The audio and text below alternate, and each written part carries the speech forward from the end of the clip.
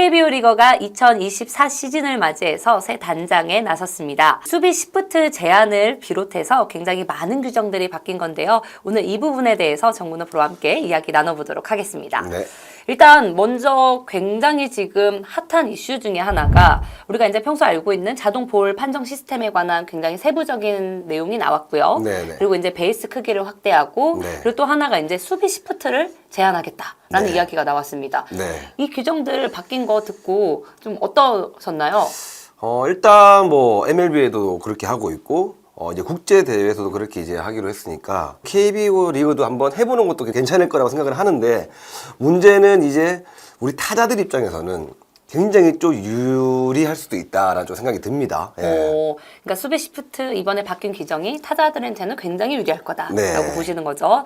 그 실제로 이제 KBO 리그에서는 굉장히 이제 많은 고민 끝에 이제 지난해 중반에 KBO 리그의 국제 경쟁력을 높이고 또 더군다나 메이저 리그가 지난해 이미 수비 시프트 제한이라든지 이런 부분들을 했기 때문에 우도 좀 함께 따라가 보자라고 해서 실시된 규정이고, 관련해서 우리가 한번 이 그래픽을 보면서 이야기를 하면 좋을 것 같아요. 네. 일단 이 경기 전에 2루 베이스를 중간으로 해서 양쪽에 이제 2명의 내야수가 꼭 위치를 해야 하는 거죠. 네. 이전에는 사실 이게 꼭 규정상에 있진 않았거든요. 그냥 파울 라인 안에 모든 수비수들이 들어가 있으면 됐는데, 이걸 넘어서서 상세하게 2루 베이스를 기준으로 내야수가 2명씩 있어야 된다. 네.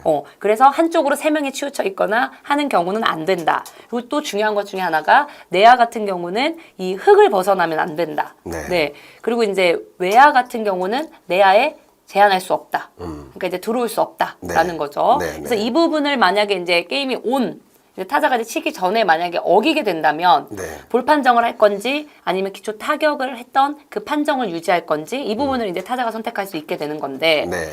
실제로 이제 내야수셨잖아요. 근데 그렇죠. 네. 이루수였기도 했고, 근데 아까 타자가 좀 유리하다라고 이제 보셨는데, 네. 실제로 지금 이번 수비 시프트로 인해서 당겨치는 좌타자들이 굉장히 올 시즌 빛을 볼 거다라는 이야기들이 많거든요. 네, 지금 네. 이렇게 분석이 나오는 이유가 뭐라고 보세요? 아무래도 지금 이제 파워들이 많이 좋아졌고, 또 자타자 입장에서는 이제 이루수 쪽으로 수비수를 3명 드는 이유가 1루를 던지기 이제 용이하기 때문에, 가깝기 때문에 3명을 교체해서 당겨치는 스타일의 타자들한테는 굉장히 좀 지금까지는 많이 잡히는, 타율도 많이 떨어지는 그라운드볼이 많이 나왔기 때문에, 이런 부분에서는 이제 장타들 입장에서 당겨치는 타자들 입장에서는 이제 빠지는 코스들이 더 많이 나오겠죠.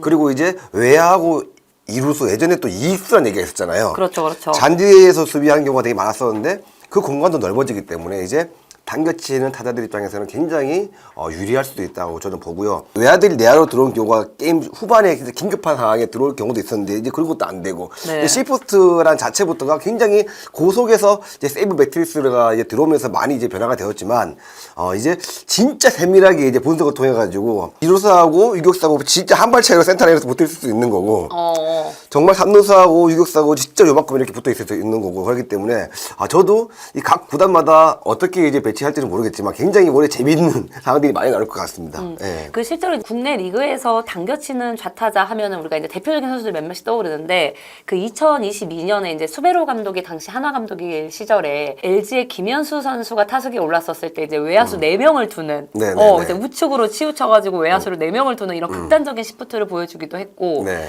그래서 이런 부분들에 있어서 좀 각 팀마다 이런 유형의 타자들이 굉장히 좀 빛을 볼 것 같은데, 좀 생각나는 타자들 좀 있으신가요? 아무래도 힘 있는 선수들, 뭐 김재한 선수, 추신수 선수, 뭐 최용호 선수도 그렇고 나성범 선수도 그렇고, 각 팀마다 정말 클린업 투자에 포함되어 있는 당겨치는 유형의 파워히터들은 굉장히 많이 유리할 수 있다고 저는 봅니다. 당겨치는 타구가 많다는 그런 데이터상 수비수가 3명 있고 압박을 해버리면 이 타석에 들어갈 때부터 굉장히 부담감이 많이 느껴진단 말이에요.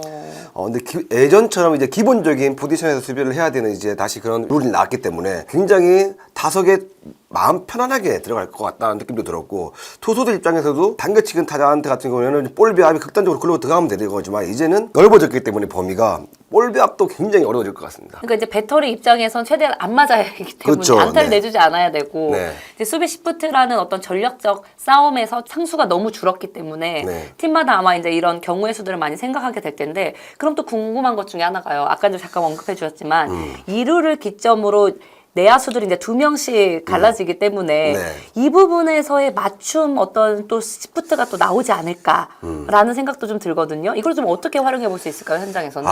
현장에서 제가 만약에 지도자다 그러면 확실히 땡겨친다고 해가지고 완전히 이쪽으로 땡기고 이런 것보다는 그 속에서 한 2-3발 정도만 이렇게 하지 무리수를 써가면서까지 많이 옮기거나 그러지는 이제 못할 것 같은 느낌도 들어가지고 타자들 입장에서는 유리한 조건을 가져갈 수 있고 또 은근히 유격수 보는 친구들이 2루를 와가지고 이쪽으로 넘어와서 시프트를 걸 때 굉장히 부담을 많이 가지는 선수들도 많았어요. 그래서 수비 입장에서는 이제 각 포지션에서 이제 수비를 보는 상황들이 많이 생길 거기 때문에 실책 비율도 좀 더 덜 나오지 않을까라는 생각도 합니다. 그 실제로 이제 우리보다 먼저 지난해 이 수비 시프트 관련해 가지고 그 진행을 했던 메이저리그 같은 경우는 타율이 2022년과 비교해서 좀 늘었어요. 네. 근데 이제 많이는 아니고 그렇죠. 이제 소폭 상향했다라고 할 수 있는데 좀 이제 눈에 띄게 볼 수 있는 게 그 우리 인플레이 타율이라고 해서 타자가 꼭 정타로 잘 맞은 타구뿐 아니라 이렇게 빗 맞거나 운이 좋아서 나오는 이제 타율을 우리가 따져봤을 때 이건 또 2022년과 비교해 가지고 좀 굉장히 또 기본 타율보다는 조금 더 늘어난 네. 그래서 아까 이제 말씀했던 것처럼 아마 투수보다는 타자에게 훨씬 더 유리한 시스템이 될 것이다 라고 하는 부분에 있어서 아마 좀 긍정적인 변화를 가져올 수 있지 않을까라는 생각이 들고 더 놀라운 건 이 평균 타율과 비교해서 그 좌타자 평균 타율이 훨씬 더 크게 늘어났다는 거에서 아무래도 이제 좌타자들에게 많이 유리할 거다라는 것들을 좀 볼 수 있지 않을까라는 생각이 들고 어떠세요? 수치 지금 수치가 메이저리그 평균 이렇게 나온 거지. 우리나라 같은 경우에는 이제는 심판도 컴퓨터가 이제 로봇이 보기 때문에 로봇이 보고 이제 시프트까지 건다. 그러면 타자들은 그 길목만 지키고 있으면 된단 말이에요. 길목을 지킨다는 게 너무 무섭다. 네. 무섭죠. 근데 이제 어쩔 수 없이 투수들은 거기다 넣어야 되는 거고 타자들은 그 길목만 지키고 있다가 그거를 쳐냈을 때 인플레이 타구를 더 메이저리그보다는 더 평균 타율이 더 올라가지 않을까라는 생각을 한번 해봅니다. 오히려. 예. 이게 사실은 이 이제 수비 시프트 관련해 가지고 그렇다면 이제 결국에는 극단적인 시프트도 안 되고 이제 선수 한 명 한 명의 개인적인 수비 능력에 팀이 이제 맡길 수밖에 없는데 보셨을 때 어떤 포지션이 좀 가장 이번 시프트 관련해 가지고 주요한 포지션이 되지 않을까라고 좀 보십니까? 수비 관련해서. 일단 뭐 수비 관련해서 어떤 포지션이기보다는 이제 이기는 야구를 하려 그러면 예전처럼 좀 많이 뛰는 야구들이 많이 허용이 되지 않을까 싶은 생각도 들고 많이 추구할 것 같아요. 저 같아도. 뛰는 야구를 통해서 점수를 내고 이렇게 해야지만 이제 이기는 경기가 많이 나오기 때문에 예전같이 장타로 한 방 빵빵 쳐가지고는 이제는 그런 야구보다는 뭔가 경기 운영에 따라서 승패가 많이 가릴 수도 있겠다는 느낌도 많이 받았습니다.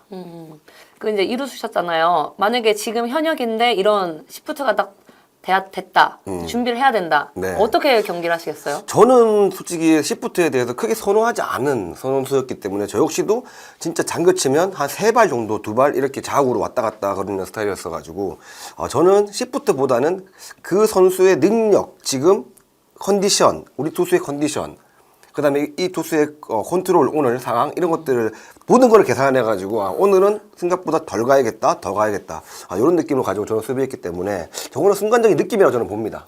그럼 이제 가장 궁금한 건 우리가 이제 계속해서 이제 좌타자가 좀 유리하다라고 이야기를 했는데 아무래도 이제 팀마다 주요 타선에 크게 치는 좌타자가 많이 이제 배정이 되어 있는 팀들이 좀 유리하지 않을까?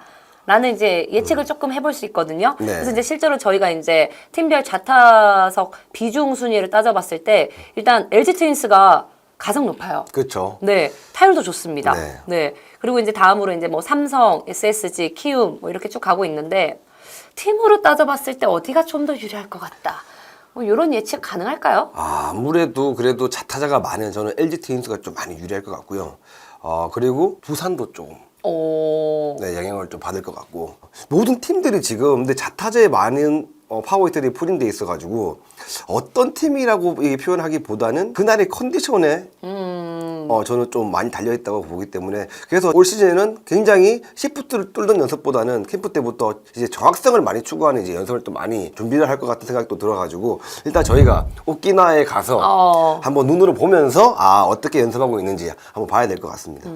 아까 이제 뛰는 야구에 대해서 이야기해 주시긴 했는데 네. 이번 이제 바뀐 규정에 따라서 수비 시프트뿐 아니라 이제 베이스의 크기가 좀 네. 커졌습니다. 네. 그 실제로 이제 메이저리그 같은 경우도 지난해 이제 베이스 크기를 좀 크게 해서 도루가 2022년에는 2,486개 경기당 1개가 나왔거든요. 네. 근데 이제 지난해 3,503개로 경기당 1.4개로 꽤 수치가 의미 있는 수치가 나왔어요. 많이 늘었다는 거죠. 그렇죠. 네. 이 부분은 좀 영향이 있을까요? 베이스 크기도 분명히 있지만 메이저리 같은 경우에는 또 키킹 동작이 좀 느린 투수들이 많아요. 근데 이제 베이스까지 조금 더 커졌다는 거는 조금 더 자신감을 불어넣을 수 있는 거기 때문에 도루 시도하는 거를 뭔가 망설임이 없어지는 거죠, 이제. 그러다 보니까 좀 더 많이 시도를 많이 했던 것 같은데, 퍼센티지는 조금 올라갔을지 몰라도 전체적인 개수가 확 늘거나 그러지는 않을 것 같다는 느낌도 딱 듭니다. 왜냐하면 거기에 대해서도 지금 우리나라 투수들도 그렇고 포수들도 그렇고 모든 부분들을 또 이제 준비를 할 거기 때문에 뭔가 이제 캠프 때부터 키킹 동작에 많은 신경을 쓰지 않을까라는 생각도 한번 해봅니다. 예. 아니 이제 현역 때 한참 이제 날쌘돌이였을 때는 도루도 꽤 하셨잖아요. 그렇죠. 지금 만약에 이제 도루를 한다고 하면 시즌 한 몇 개 정도 잡고 들어가실 것 같아요. 전성기 지금 베이스도 커졌고. 한 70개 정도 하지 않을까요? 오. 네. 그때 제가 제일 많이 했을 때 2009년도에 네. 54개를 했으니까 베이스가 좀 더 커졌다는 거는 뭐 마음이 좀 편해지는 거기 때문에 손가락을 좀 더 손가락을 좀 더 빨리 이렇게 애들 하면 다 했네 벌써 다 했네. 그래서 네. 오히려 이제 도로 횟수라든지 이런 부분에 또 전략적으로 네. 팀들이 잘 활용할 수 있을 것이다. 그렇죠. 그런 생각도 들고 도루 개수가 좀 리그에서 좀 늘어나면 팬들도 또 보는 재미가 있잖아요. 그렇죠. 네. 네. 근데 좀 안타까운 건 이 수비 시프트 관련해서는 사실 팬들 사이에서도 반응이 좀 엇갈립니다. 네. 이게 왜냐면 야구를 보는 하나의 또 재미이기도 했는데 이게 또 사라진다니 좀 아쉽다라는 이야기들도 많이 하는데 저는 2015년도 혹시 기억나실지 모르겠지만 김기태 기아 감독이 그렇죠. 그 3루수 이범호 선수를 포수 뒤에 세웠다가 그렇죠, 네. 파울 라인 안에 이제 모든 선수가 있어야 된다라고 해서 이제 그게 못 됐던 저는 사실 그 시프트가 너무나 기억에 많이 남았거든요. 이게 갈아놓은 사람도 당황스러웠고 김기태 감독님도 그때 당시에는 뭔가 룰을 깜빡했던 그렇죠. 거죠. 이게 네. 안 되네. 약간 이게 이랬던. 투수의 컨트롤을 믿지 못하니까 네, 어쩔 수 없이 그런 선택을 하게 됐는데 그거는 이제 룰을 약간 착각하신 것 같고 그 기억도 좀 많이 남네요. 네. 그러니까 야구라는 게 사실 이게 우리가 뭐 숫자 노름이잖아요. 이게 네. 이제 세이버 매트릭스가 잘 되고 하면서 수치상으로 모든 게 전력 분석이 가능해지고 그러면서 이제 이런 시프트들이 나오고 했었는데 아무튼 이제 올 시즌 이런 부분들 좀 제한이 이루어지고 베이스 크기도 좀 커지고 또 이제 자동 볼 판정이 나오고 이제 이러면서 앞으로 이 리그에 어떤 변화가 불러일으킬지 한번 저희가 주목해 보도록 하겠습니다. 정근우의 야구시다 구독, 좋아요, 알림 설정 부탁드리겠습니다. 감사합니다.